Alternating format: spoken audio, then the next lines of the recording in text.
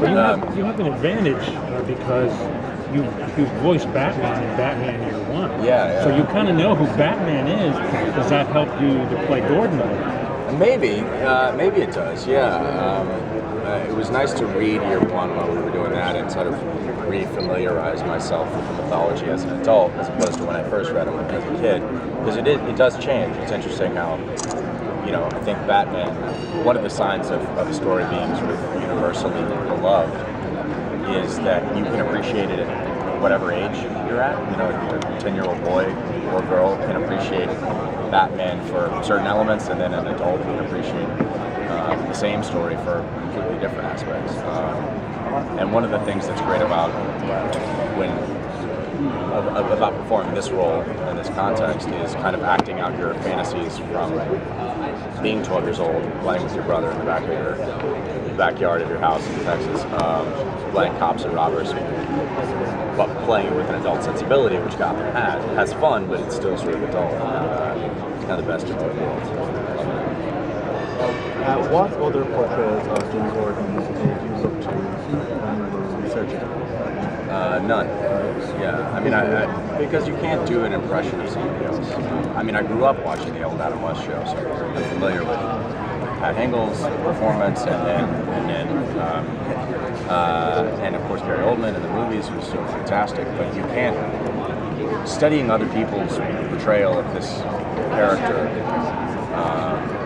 even if they were portraying it at the same time in his life as they were, which they weren't, portraying his commissioner 20 or 30 years after he picked up the action in Gotham, it wouldn't really help. I think it would only serve to further intimidate and further sort of block you from personalizing the relationship. And you're going to go on mustache? No. Maybe at the very end, the very last season, possibly, if we go for one.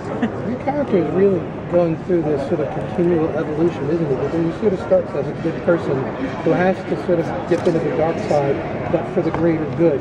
But is there a point where he could go so far that he can never sort of go back to sort of the way he was? Yes, that's very well observed, and that is what sort of a lot of his evolution in the first season is about.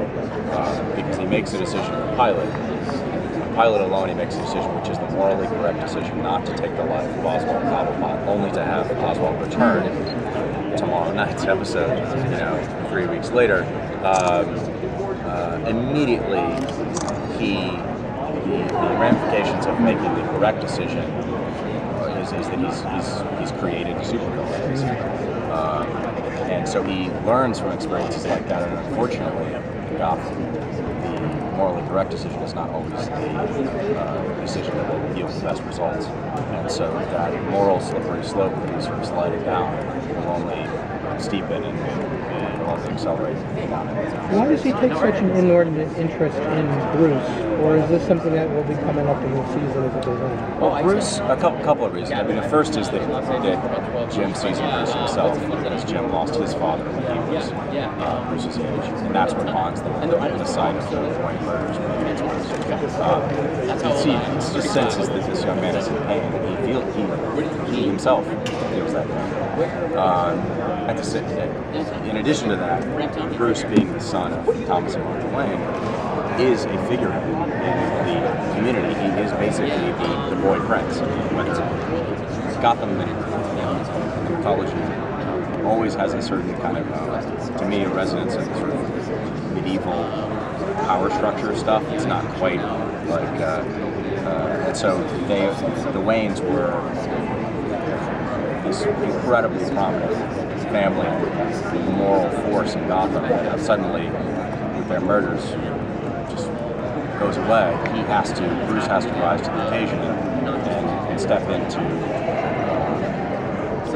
the throne and take control. Jim's trying to save them from effectively sliding down the same moral slope that Jim himself is sliding down. Jim and Barbara's relationship is really a really neat angle. How much do you know if Jim is kind of suspicious of Barbara's secrets and her past at this point? I don't know that he's suspicious of them now. Okay. However, in the episode that airs tomorrow, things will happen, and understanding of who she is. I think at the point where we pick them up, they're both sort of lying to each other and lying to themselves. They're approximating a successful relationship between two successful people, a successful, healthy relationship in this beautiful penthouse apartment that her father has bought her, and he's, an ambitious guy, he's going to work his way up the force. But they're hiding things from each other. He can't tell her what he's had to do on the job. In the last episode, he's talking about this vigilante who's out there, the balloon man, killing people, and he says cops do the same thing, some of these cops. And she says, you? He's looking at her, asking her, do you think I'm capable of that? The truth is, he probably is capable of that at some point down the line. And she's also hiding things from him. So some of it will come to the head tomorrow. Awesome. Thank you. Thank you so much.